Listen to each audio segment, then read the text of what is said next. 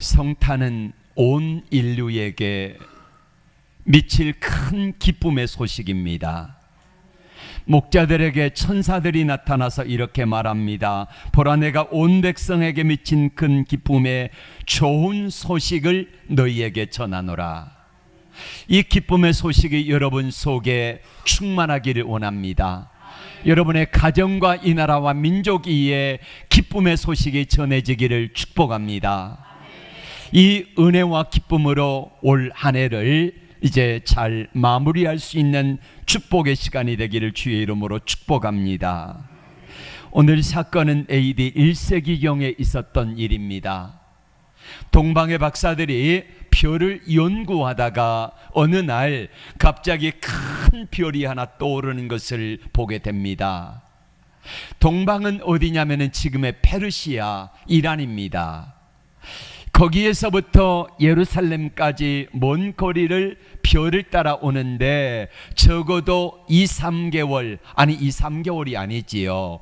적어도 6개월에서 아니면은 1년, 2년도 걸렸을지 모르겠습니다. 왜냐하면은 밤에만 별을 보고 왔기 때문입니다. 이렇게 먼 거리를 오면서 생각은 뭐냐면은 우리가 왕 되신 그분에게 황금과 유향과 몰약의 예물을 드릴 때에 그 왕께서 만왕의 왕이 우리에게 주실 축복을 기대하면서 동방박사 세 사람은 어려움을 잘 참아내고 드디어 예루살렘에 도착했습니다. 예루살렘의 왕으로 태어나실 리가 어디뇨 하고 헤롯 왕에게 물었더니 헤롯 왕이 박사들에게 이야기합니다. 어디가 메시아가 태어나는가를 물었지요. 그랬더니 박사들이 이렇게 말합니다. 유대 베들레헴입니다. 그래서 유대 베들레헴이라는 사실을 알고 그리고 동방박사 세 사람은 베들레헴 쪽을 향하여 갑니다. 드디어 자기들을 인도했던 별이 다시 나타났어요. 예루살렘까지 왔을 때 사라졌던 별이 다시 나타나가지고 유대 베들레헴에서 인도에 가는데 예수님이 태어나신 바로 그 마국간 위에 별이 멈춰 서게 됩니다. 동방박사 세 사람은 마음이 뛸 듯이 기뻤습니다. 그동안에 몇 년에서 몇 개월을 고생한 수고와 보람이 이제 드디어 나타나는구나. 우리가 왕께 경배하고 왕께 예물을 드리면은 얼마나 많은 상을 받을까, 얼마나 좋은 것을 받을까, 이런 기대와 설렘으로 찾아갔는데 웬걸 마국간입니다. 경배할 수 있는 환경이 아니에요. 가서 보니까 장소의 초라함입니다. 마국간에 어떻게 왕이 태어난다는 말입니까? 마국간에서 그것도 말 구유에 누워있는 아기가 어떻게 만왕의 왕이 될 수 있다는 말입니까? 박사들은 너무너무 실망했습니다. 그리고 뿐만 아니라 그 왕 대신 아기 예수님의 부모의 모습을 보아도 너무너무 초라합니다. 여러분, 왕의 모친이 왕의 부친이라고 하면은 우리가 생각하는 그 왕 있지 않습니까?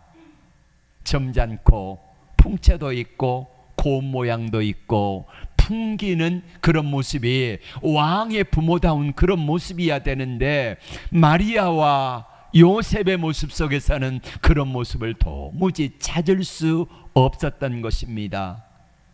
장소의 초라함, 그리고 모친과 부친의 초라한 모습을 바라보면서 이 동방박사 세 사람은 마음속에 갈등을 겪었을 것입니다. 우리가 이 모습 보려고 여기까지 왔나?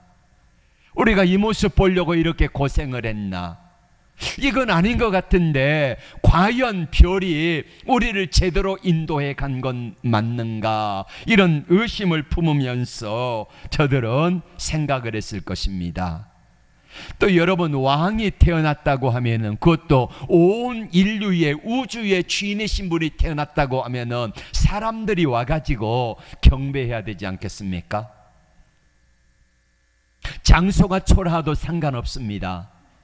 부모의 모습이 초라해도 상관없습니다. 적어도 자기들에게 알려주신 그 별 따라왔는데 그 정도라고 하면은 사람들이 와가지고 아기 예수님께 경배해야 되지 않습니까? 그런데 경배하는 사람들이 아무도 없습니다. 박사들의 마음속에 이런 생각이 듭니다. 너무도 실망해서 도망가고 싶었을 것입니다. 과연 이 아기 예수님이 진짜 메시아가 맞는가 하는 의문이 들었을 것입니다. 이 꼴 보려고 그 먼 거리를 고생해서 왔나 싶으니까 화가 났습니다. 오늘 많은 사람들이 온 세상의 구주로 오신 아기 예수님을 보고 기뻐하는 것이 아니라 외적인 환경의 초라함, 그리고 또 세상적인 어떤 것들을 바라보며 예수님의 탄생일인 성탄을 즐기고 있습니다.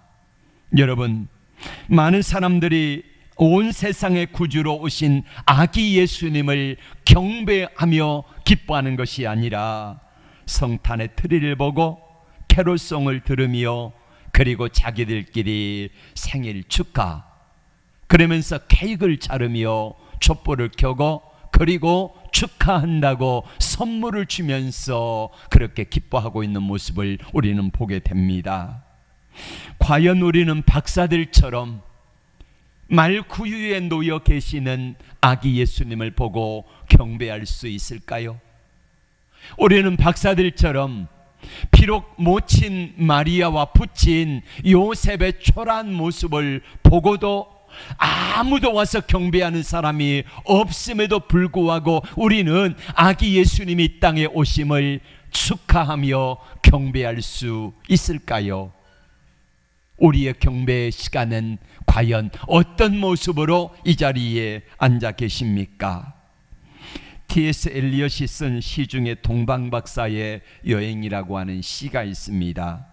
짧지만 그 과정 속에서 힘들고 어려웠던 그 모습들이 고스란히 녹아있는 시입니다. 혹독한 추위였습니다. 여행을 하기엔, 그토록 긴 여정을 하기엔 연중 가장 고약한 때였지요. 길은 푹푹 빠지고 날씨는 매섭고 바로 한겨울이었지요. 거기다 낙타들은 상처가 나고 발이 붓고 고집뿐이며 질척거리는 눈 위에 누워버렸습니다. 그리고 낙타꾼들은 욕짓거리에 불평을 하며 도망치고 술과 깨집을 요구했습니다. 밤에는 모닥불이 꺼지고 쉴 만한 것도 없었습니다. 도시는 적적이며 마을은 불안했습니다. 동네는 불결하며 바가지 요금을 강요했습니다. 혹독한 시련이었습니다. 마침내 우리는 밤을 새워가며 여행을 하기로 했습니다. 토막잠을 자면서 이 모두가 바보짓이라고 하는 목소리가 우리의 귀에 들려왔습니다.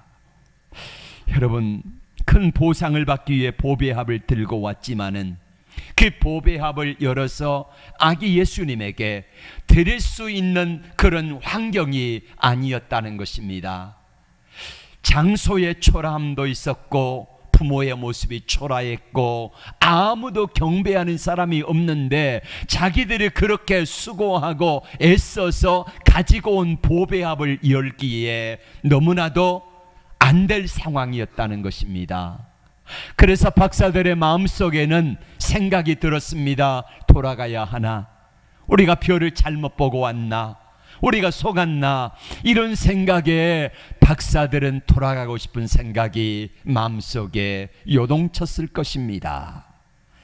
이처럼 열악한 환경은 사람들의 마음을 불편하게 합니다. 동방 박사들처럼 말입니다. 메시아가 태어났다고 했는데 환경을 보니까 실망할 수밖에 없었습니다. 동방의 박사가 멀리서 그 고생하며 찾아온 이유가 뭡니까? 메시아로 태어나신 아기 예수님께 경배하기 위해서 온 것 아니겠습니까? 단지 경배하기 위해서. 그거면 족한 것입니다.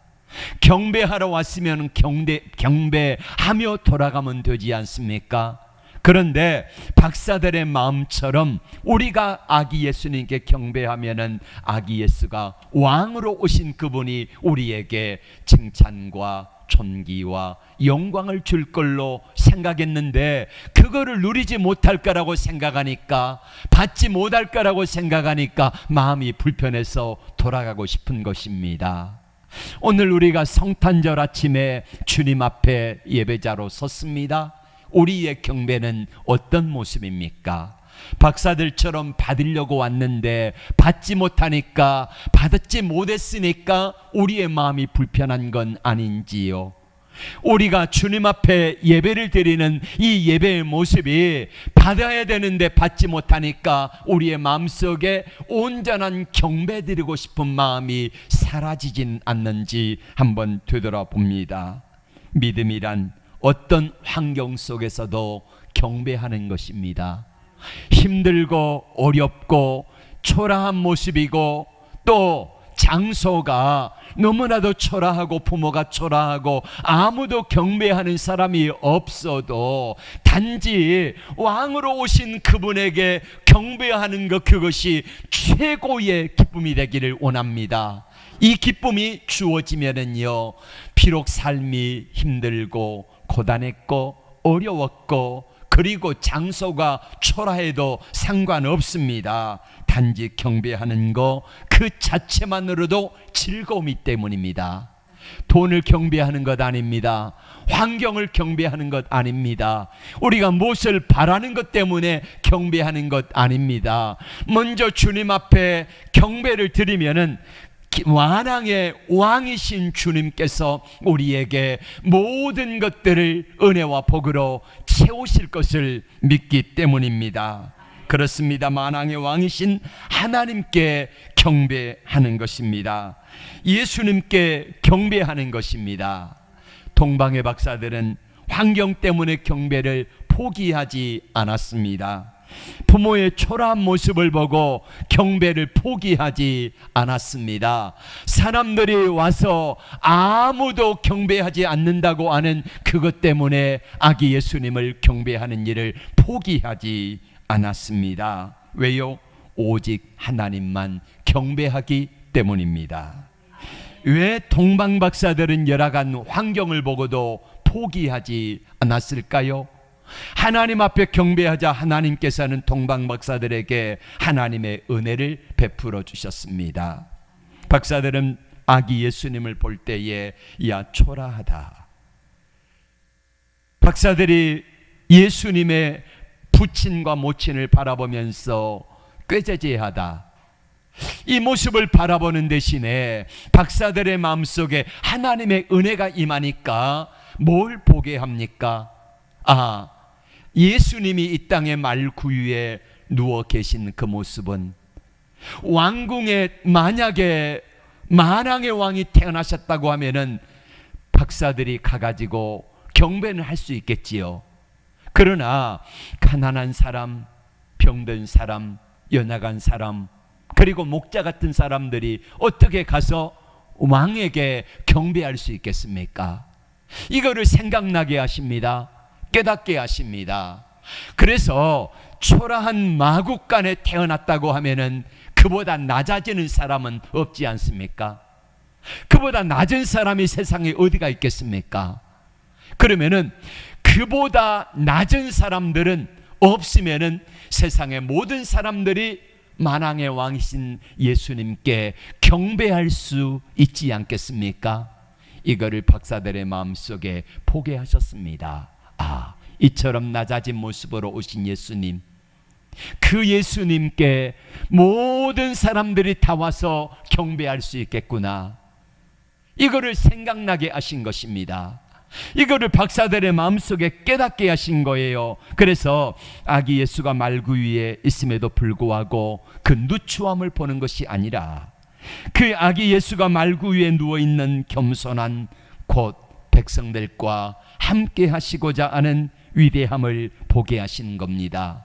그래서 박사들은 아기 예수가 보배합보다 더 귀한 분이라고 고백하며 기꺼이 보배합을 열어 황금과 유향과 몰약을 드리게 된 것입니다. 우리가 잘 아신 대로 황금은 변치 않은 왕권을 상징하지 않습니까? 그러면 아기 예수로 오신 분은 누구예요? 만왕의 왕이십니다. 그리고 유향은 향기를 통해서 제사장이 기름 부음을 받을 때에 그 유향을 올려드리는 겁니다. 이 유향은 바로 예수님은 제사장 중에 대제사장 되신다는 이 고백이 들어있고요. 몰약은 예수님이 이 땅에 오셔서 온 인류의 죄를 대신 짊어지시고 죽으실 것을 상징하는 것이 바로 몰약입니다. 그래서 예수님을 왕이요, 선지자요, 제사장이라고 하는 이 고백 속에 다 이 세 가지 보배합을 열어 드린 예물 가운데 고백이 들어 있는 것입니다. 또 박사들이 믿을 수 있도록 별이 인도했습니다. 별이 예루살렘에 갔을 때 사라졌습니다. 그리고는 베들레헴으로 왔는데 앞서서 인도했던 그 별이 다시 나타나 가지고 아기 예수님이 태어나신 바로 그 집에 머물러 있습니다. 그래서 별의 인도함을 확신하며 따라왔기 때문에 별의 인도함을 믿을 수 있었고, 그 별의 인도로 말미암아 두 번째 확신을 가지게 된 거지요. 자, 동방의 박사들이 와가지고 아기 예수님께 경배하며 황금과 유향을 몰약을 드리고 있을 때에 밖에서 왁자지껄하게 소리가 나기 시작했습니다. 한 무리의 사람들이 몰려왔습니다. 그리고는 이들이 이렇게 말합니다. 하나님의 천사가 우리에게 나타나서 이렇게 말씀하셨습니다. 너희는 가서 보라. 누가복음 2장 11절과 12절의 말씀을 같이 볼까요? 시작. 오늘 다윗의 동네 너를 위하여 구주가 나셨으니 곧 그리스도 주시니라. 너희가 가서 강보에 쌓여 구유에 누워 있는 아기를 보리니 이것이 너희에게 표적이니라. 아멘. 바로 목자들입니다. 목자들에게 천사가 나타나가지고 천군 천사가 나타나서 찬양하며 하늘에는 영광이요 땅에서는 기뻐하심을 입은 사람들 중에 평화로다 하니라. 이 천사의 노랫소리를 들려주면서 천사들이 말했다는 거예요. 너희들은 빨리 유대 베들레헴으로 가라. 거기에서 말구유에 태어나신 아기를 보리니 이것이 메시아가 구주가 태어났다는 증거라고 했다는 것입니다. 자, 동방의 박사들이 마음속에 갈등을 겪으며 있을 때에, 그럼에도 불구하고 아기 예수님께 보배합을 열어 황금 유향 몰약을 드리고 있을 때에 목자들이 나타나 가지고 증언하는 것입니다. 우리에게 천사가 나타나서 가르쳐 주셨습니다. 여기에 메시아가 태어날 것이라고 하는 사실입니다. 그래서 우리는 여기에 왔고 드디어 아기 예수님이 메시아로 구세주로 태어나신 분을 우리가 만났습니다 라고 확증을 해준 거예요. 동방의 박사들이 마음속에 갈등을 겪고 있을 때에 목자들이 와가지고 확증을 해준 거예요. 그러니까 이 사실을 박사들은 마음속에 믿을 수 있지 않겠습니까? 이렇게 해서 박사들이 이제 자기들의 인생과 자기들의 모든 것들을 다 바치고 시간과 여정을 주님께 바쳐서 경배하는 귀한 은혜를 갖게 된 것입니다. 여러분은 동방 박사들이 누렸던 경배하는 기쁨이 있는지 생각해 보십시오. 보여진 환경 보고 경배를 포기하고 싶은 어려움 속에서도 별의 인도함을 받아 끝까지 경배를 드렸던 동방 박사들의 경배함이 있습니까? 황금 유향 몰약 전부를 다 드리고도 기뻐하는 박사들의 기쁨이 있습니까? 목자들이 누렸던 경배의 기쁨이 여러분에게 있나요? 비록 가진 것은 없지만은 천사들을 통해서 음성을 듣고 빨리 가서 경배하라고 하는 그 말에 순종하여 왔습니다. 아기 예수님께 드릴 예물은 없습니다. 단지 와서 경배하는 것입니다.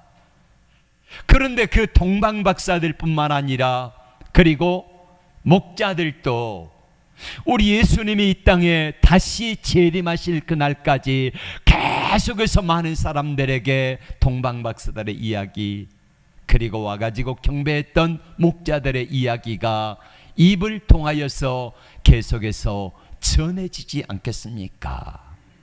이게 바로 동방박사들에게 주어지는 축복입니다. 박사들은 이제 아기 예수님께 경배하고 돌아가는데 왔던 길이요, 최소 6개월에서 1년이 넘습니다. 그 기간 동안 왔으니 여행이 얼마나 몸이 야이고 지쳤겠습니까? 그런데 돌아가는데요, 아기 예수님을 경배하고 주님을 만나고 돌아가는데 이 박사들의 마음속에 하나님의 은혜가 가득하게 채워지니까, 하나님이 주시는 큰 기쁨이 있으니까, 천사들이 증언했던 것처럼 하늘에는 영광이요 땅에서는 기뻐하심을 입은 사람들 중에 평화가 박사들의 마음속에 임하니까, 여러분 그동안에 피곤했던 모든 것들이요 완전히 다 사라졌습니다. 하나님이 주시는 기쁨으로 충만하니까요 돌아갈 수 있는 힘을 주시는데, 여러분 돌아오길 때까지는 너무너무 힘들고 지쳐서 고냈던 이들이 돌아갈 때는 엄청난 에너지를 받아가지고 기쁨으로 돌아갈 수 있었던 것처럼, 여러분들에게도 박사들에게 주어진 기쁨이 충만하기를 축복합니다. 내 마음속에 주님이 주시는 평화가 임하니까요 이런 놀라운 은혜가 있어요. 그리고 꿈을 꿉니다. 꿈속에 천사들이 나타났습니다. 그래서 박사들에게 이렇게 말합니다. 너는 헤로데게로 돌아가지 말고 누구에게로 돌아가라? 내가 지시하는 곳 길로 돌아가라. 여러분 헤롯 왕이 이렇게 말했습니다. 박사들에게, 당신이 가가지고 그 왕을 발견하거든 내게도 이야기 좀 해주세요. 나도 경배할 테니까. 거짓말이었습니다. 죽이려고 한 거지요. 그래서 만약에 동방의 박사들이 헤롯 왕에 가가지고 유대 베들레헴에 어디에 태어났다고 하면은 자기들도 죽일지 몰라요. 그런데 천사들이 나타나가지고 다른 길로 내가 지시하는 곳으로 인도해가지고 가라 그래서 갔더니 안전하게 고국으로 돌아가게 된 것입니다. 여러분 한번 생각해 보세요. 고국에 돌아간 이 박사들은 어떤 마음이 들었을까요? 어떤 생각을 하며 살았을까요? 평생 그 예수님을 만난 기쁨과 감격 속에 살지 않았겠습니까? 그리고 이들에게 동방의 박사들 이야기가 계속해서 아마 오늘도 선곡으로 하는 교회들이 많을걸요. 동방 박사들의 이야기. 이들의 이야기가 모든 사람들에게 입에서 입을 통하여서 증거되어지는 놀라운 축복의 사람들이 되었다는 것입니다. 그런데 하나님께, 아기 예수님께 경배하는데 실패한 사람들이 있습니다. 누굽니까? 헤롯 왕입니다. 또 누굽니까? 대제사장과 서기관들입니다. 이 사람들은 예수님이 태어날 장소까지는 알았습니다. 어디냐? 유대 베들레헴이다. 알았습니다. 근데 이들이 경배했습니까? 아닙니다. 헤롯은 오히려 박사들이 돌아간 후에 속은 줄 알고 유대 베들레헴 근방에 2살 아래의 사내 아이들을 다 죽이는 비극을 저지른 거예요. 요즘도 마찬가지입니다. 예수님이 이 땅에 오신 성탄절을 맞이해가지고 적극적으로는 예수님이 이 땅에 오심을 부인하는 사람들이 있습니다. 믿지를 않아요. 그리고 헤롯 왕처럼 죽이려고 하는 사람들이 있습니다.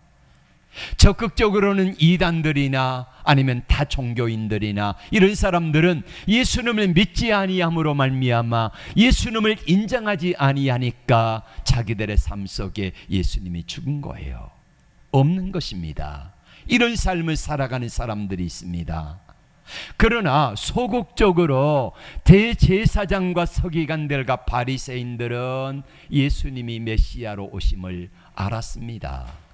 어느 장소에 오실지도 알았습니다. 그런데 믿지를 않아요. 경배하지 않았습니다. 지금도 예수님을 믿는 사람들이 많습니다. 그러나 아기 예수님으로 오신 예수님, 다시 재림하실 예수 그리스도를 믿지 않은 사람들이 너무나 많습니다. 교회는 다니는데, 예배는 드리는데, 예수님은 아는데 경배하지 아니하고 예수님을 믿지 아니하고 적극적으로 주님 앞에 나와서 예배를 드리지 아니하는 사람들이 세상에 참 많습니다. 대제사장, 서기관, 바리새인들과 같은 모습이지요. 그러나 그 중에서도 동방의 박사들처럼 비록 환경은 열악했지만은, 보여진 건 없었지만은, 마음속에 갈등이 있었지만은, 그러나 이들은 아기 예수님께 경배하고 돌아갑니다. 그리고 목자들도 역시 마찬가지로 예수님께 경배하고 돌아갑니다. 이렇게 해서 하나님이 놀라운 은혜와 복을 허락하여 주신 것입니다. 여러분, 우리는 누구를 경배하기 위해 모였습니까? 무엇 때문에 이 자리에 예배하러 모이셨습니까? 혹시라도 동방의 박사들이 아기 예수님의 초라함과 부모의 초라함 때문에 포기하고 돌아가려고 했던 그런 모습들이 있다고 하면은, 오늘 동방의 박사들이 붙잡았던 하나님을 경배하는 일을 포기하지 마시기를 바랍니다. 믿음으로 끝까지 나가시기를 바랍니다. 그러면 우리 주님께서 박사들의 마음속에 믿음을 주세요. 평안을 주세요. 경배할 수 있는 마음을 주세요. 그랬더니 별들이 인도하는 그 과정, 그리고 나중에는 목자들이 와가지고 그 자기들의 이야기가 사실이라는 말을 확증을 해 주신 거지요. 우리가 주님을 경배하려고 하면은 환경과 여건은 힘들고 여전히 어렵습니다. 최근에 대통령이 탄핵되어지고 경제적인 상황이 참 어려워요. 가게들마다, 그리고 가정마다 여러 가지 어려움으로 인하여서 점점 우리의 마음은 어두워져 갑니다.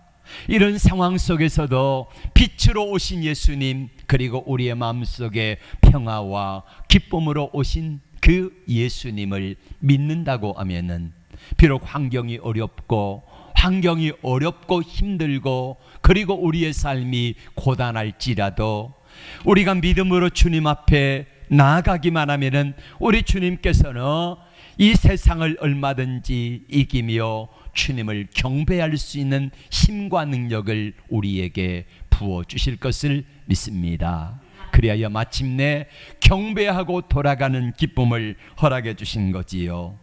어떤 사람에게요? 누가복음 2장 14절의 말씀을 우리 한번 같이 읽겠습니다. 시작. 지극히 높은 곳에서는 하나님께 영광이요, 땅에서는 기뻐하심을 입은 사람들 중에 평화로다. 아멘. 예수님이 이 땅에 메시아로 오셨지만은 모든 사람에게가 아닙니다. 지극히 높으신 곳에서는 하나님께 영광은 됩니다. 그러나 이 땅에서는 모든 사람에게 평화가 아니라 하나님의 기뻐하심을 입은 사람들 중에 평화라는 겁니다. 하나님의 기뻐하심을 받은 사람, 그렇다고 하면은 나는 물어보아야 합니다. 나는 하나님의 기뻐하심을 입은 사람 맞는가? 나는 하나님의 기뻐하심 입은 사람이 되어지는가? 그렇다고 하면은 하나님의 기뻐하심을 입은 사람들 가운데서 오늘 또 주님은 평화의 왕으로 오시는 것입니다.